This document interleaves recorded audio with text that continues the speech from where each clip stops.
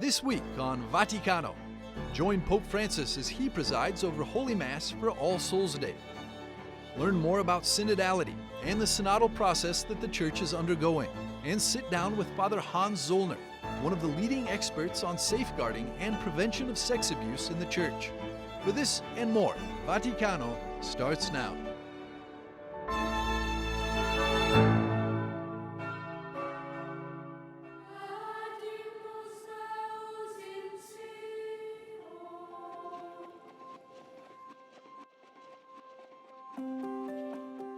On All Souls Day, Pope Francis celebrated Holy Mass in St. Peter's Basilica.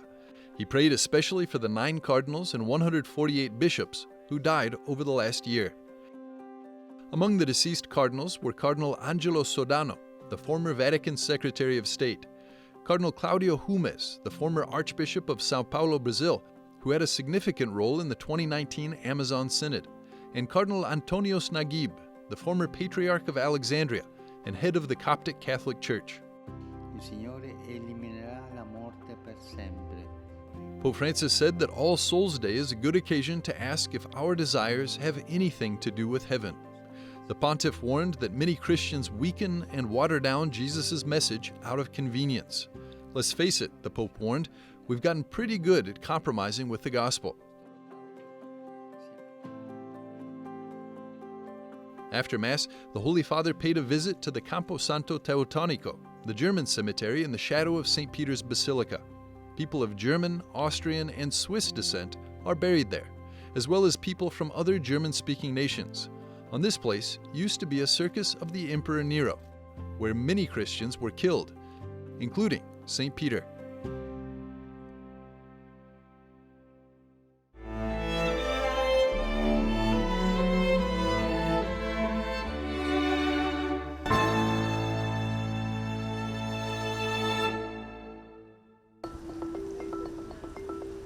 The Association of Volunteers in International Service, or AVSI, celebrated its 50th anniversary with a major conference at Rome's Maxi Museum.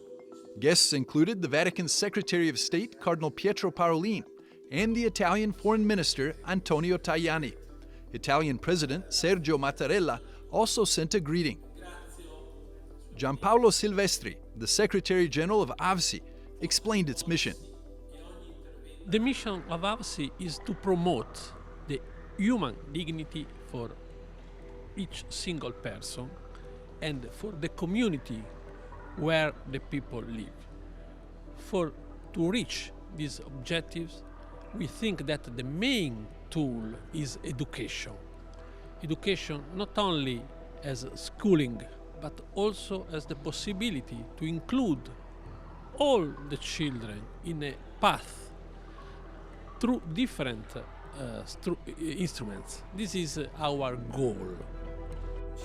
The Vatican Secretary of State, Pietro Parolin, praised the work of AVSI, especially its mission in Syria. The organization is present with its projects in almost 40 countries. In his speech, Parolin called for peace and signaled his willingness to enter into dialogue with the Russian government. Concluding the event, Silvestri stressed the amount of work that AVSI still has to do. The biggest challenge today is to face the problems, the pandemic, the Ukraine war, the climate change. We have to involve all the stakeholders, not only NGOs or civil society organizations, but the governments, the public administration, the international organization, the private sectors, the universities. This is the real challenge that we have to face.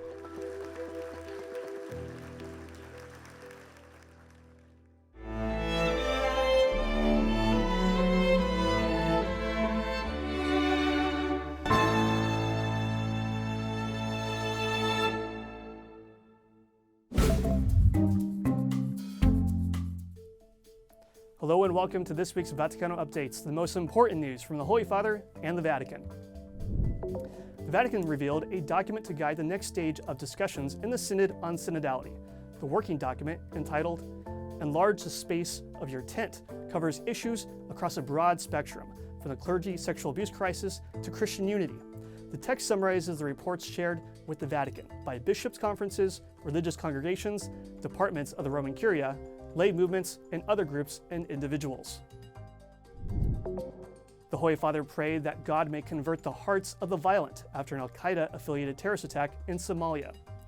Pope Francis said, "As we celebrate Christ's victory over evil and death, we pray for the victims of the terrorist attack in Mogadishu that killed more than 100 people, including many children. May God convert the hearts of the violent." Cardinal Luis Antonio Tagle has defended the Vatican's decision to renew its provisional agreement with China on the appointment of bishops. The Filipino cardinal said that the Holy See signed the agreement to safeguard the valid apostolic succession and the sacramental nature of the Catholic Church in China. The terms of the deal have not been made public. Russian presidential spokesperson Dmitry Peskov said during a telephone news conference, "We are willing to discuss all this, the situation in Ukraine, with the Americans, with the French, and with the Pontiff." It has now been 8 months since Russia began the invasion of Ukraine, a war that has so far taken the lives of more than 6,000 civilians, including nearly 400 children. The Vatican announced that the next International Eucharistic Congress, to be held in Quito, Ecuador, will take place from September 8th to the 15th, 2024. The International Eucharistic Congress aims to give witness to the real presence of Jesus in the Eucharist and to promote a better understanding of the liturgy and the Eucharist in the life of the Church. The 2024 Congress theme is Fraternity to Heal the World. You're all brothers. Thank you for watching this week's Vaticano Updates. Anthony Johnson for EWTN Vaticano.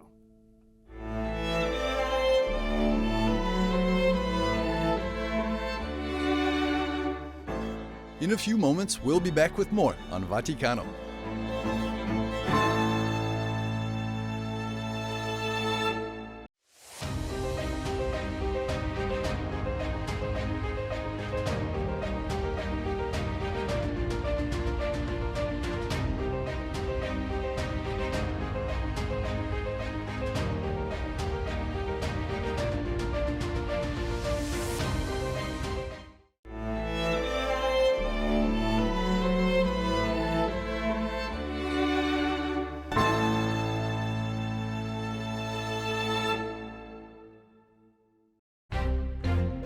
Fratelli e sorelle. Recently, Pope Francis announced that the Synod on synodality will be extended into 2024.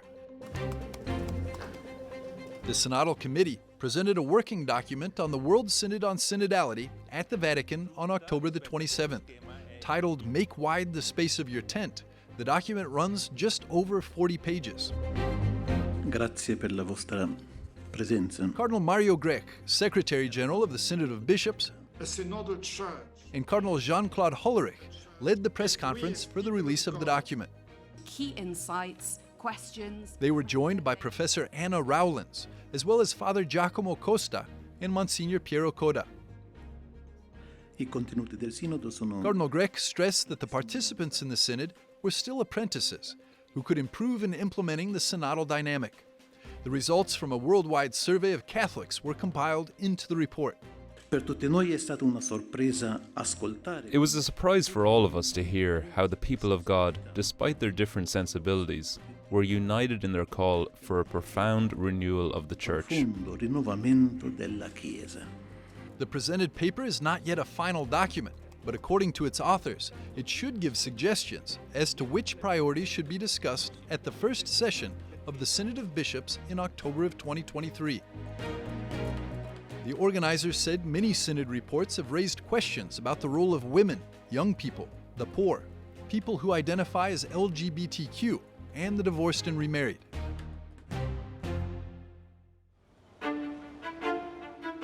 In den Bischofskonferenzen und ich stelle Martin Rottweiler, director of EWTN Germany, has been closely following the controversial synodal way in Germany since 2019 and says that the World Synod of Bishops could draw its lessons from this process in Germany.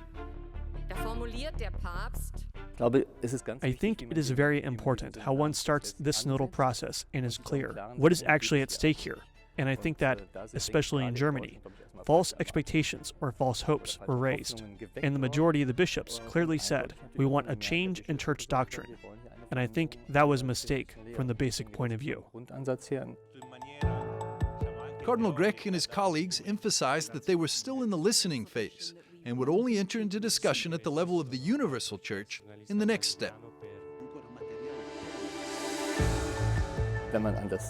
If you think about the gospel, the disciples of Emmaus are a classic example for me. Jesus was traveling with them. They were completely disappointed, completely understandable. Christ walks beside them, listens to them, but he doesn't just hold their hand and say, "Oh yes, what a shame and how sad." But didn't you understand what actually happened? He gives them orientation, and that is a starting point for conversion. So the church must also be aware of this. The shepherds in particular must also be aware of this. They have a task and a responsibility for orientation. Listening, yes, but also giving orientation. The question of Jesus Christ also came up during the presentation of the document. Pope Francis has repeatedly emphasized mission and evangelization. My question is, can you briefly summarize the most inspiring suggestions from the Synodal Survey for bringing Jesus Christ to the modern world? That's fundamental. That's the reason for a synodal church. In fact, the theme for the synod is a synodal church, communion, participation, and mission. As Cardinal Hollerich said, mission is the last term, not because it's the least important, but because it is the foundation stone. For me, synodality and mission are the two faces of the same medal. Unless we become a synodal church, we will fail to proclaim the joy of the gospel to humanity today. I think that the reports have this deep, deep hunger for a new confidence in the church, a confidence in its ability to proclaim the gospel to a world so deeply in need, And so part of the challenge is how to read these contributions of people who faithfully want that confident church. They want confidence, they want participation, they want an outward-looking church which is healthy from its inside. Martin Rottweiler from EWTN Germany is certain the church still has something to say to the people of today. Ich glaube, die Botschaft, die sie geben kann und geben muss, ist nichts weniger als Christus selbst oder Gott selbst. I believe the message the church can and must give is no less than Christ himself, or God himself. To make it clear, this is really about a God who loves us unconditionally, and who, and this does not exist in any other religion, became man. We must bring Christ to the people, his love, and that each of us is loved, because that is what drives some to despair when they realize, I am measured only by performance, and no one loves me. I have no recognition.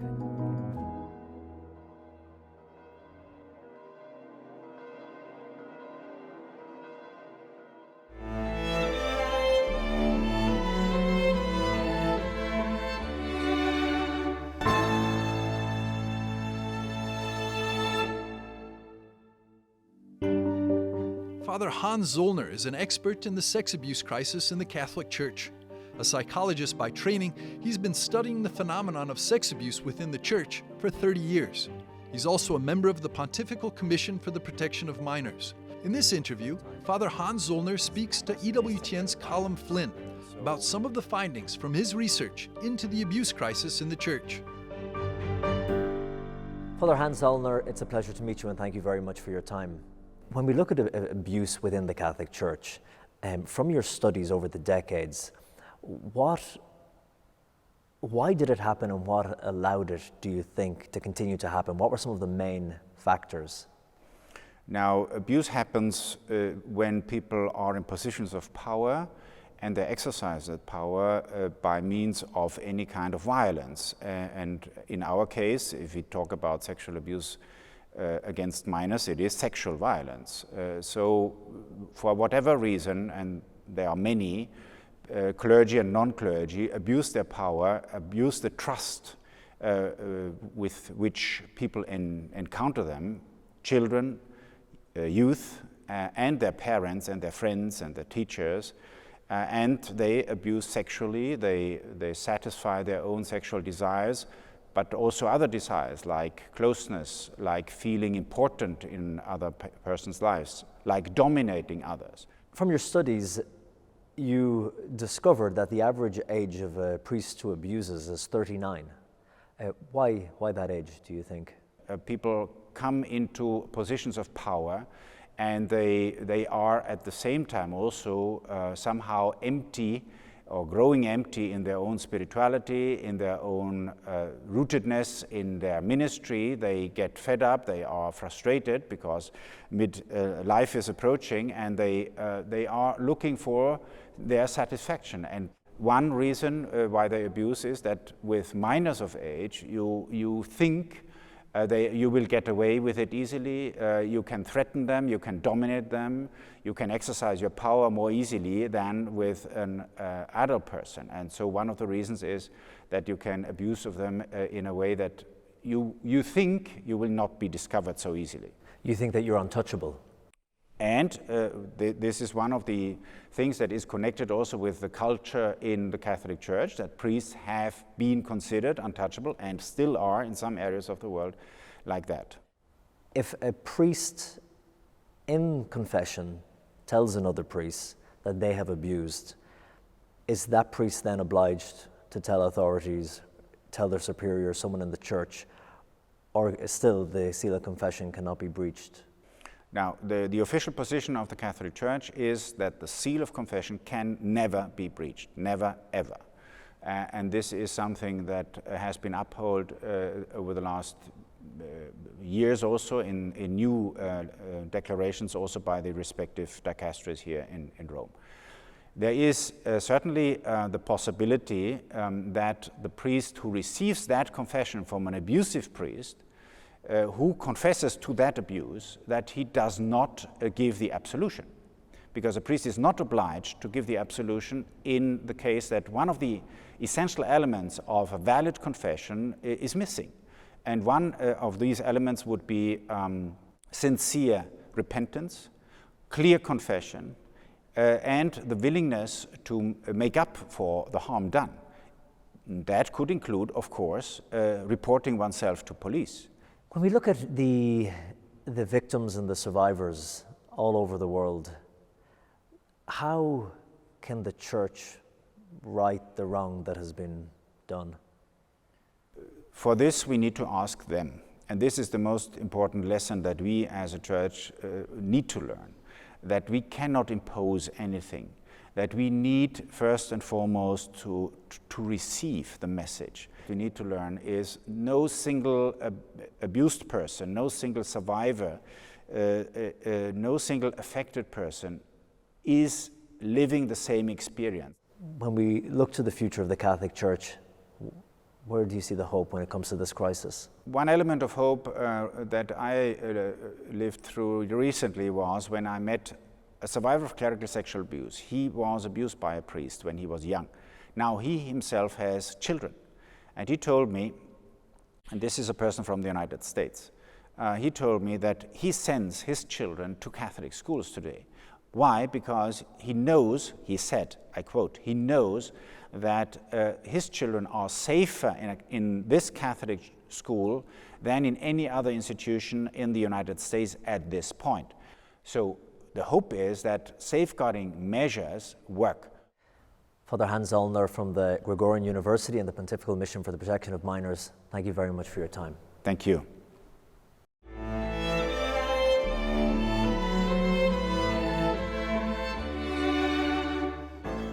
We'll be back after a short break with more on Vaticano.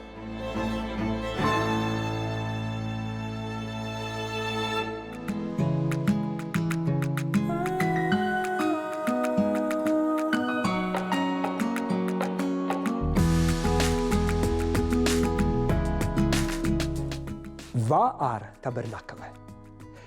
Tabernaklet specielt sted hvor Jesus I det hellige sakrament. Det et veldig trygt sted, litt som et sikkerhetsskap.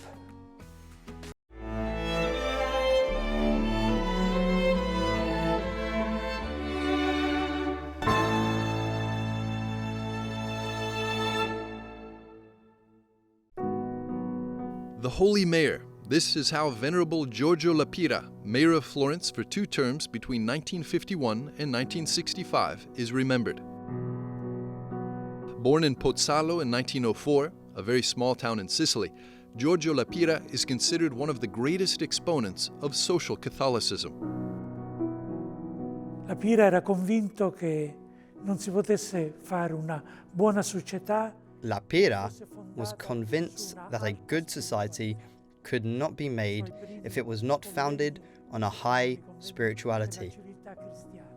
His first conferences were called the Conferences of Christian Civilization, and in fact, he thought that only Christian spirit could inspire a just society. And for that, it was necessary to bring back a strong spirit of religiosity within a world that at that time was dominated by materialism, the historical materialism of the communist world and the practical materialism of the capitalist world. Raised in a modest Sicilian family, he began his university studies in law in Messina. A little later, he moved to the University of Florence, where he graduated in Roman law in 1926. That's the same university where 8 years later, he obtained the chair of institutions of Roman law. At the same time that he was completing his studies, he deepened in his faith, entering the convent of San Marco in Florence as a Dominican tertiary. He became involved in Florentine Catholic action by initiating the Mass of the Poor, a Eucharistic celebration dedicated to the poor, in which at the end of the celebration, La Pira lingered with them to give both financial and spiritual support. At the end of Mass, he would talk with the poor about the problems of the world. He would talk with the poor he had gathered around him, and he would bring down to earth, in a simplified dimension, the problems political statesmen deal with, such as global peace. And he included the poor in that dialogue, because these are problems that concern everyone. In 1939, he distanced himself from the fascist regime. He founded the anti-fascist magazine entitled Principles, aimed at defending the value of the human person and freedom of expression. The following year, the totalitarian government suppressed the magazine, and Giorgio La Pira was forced to go into hiding and leave the city.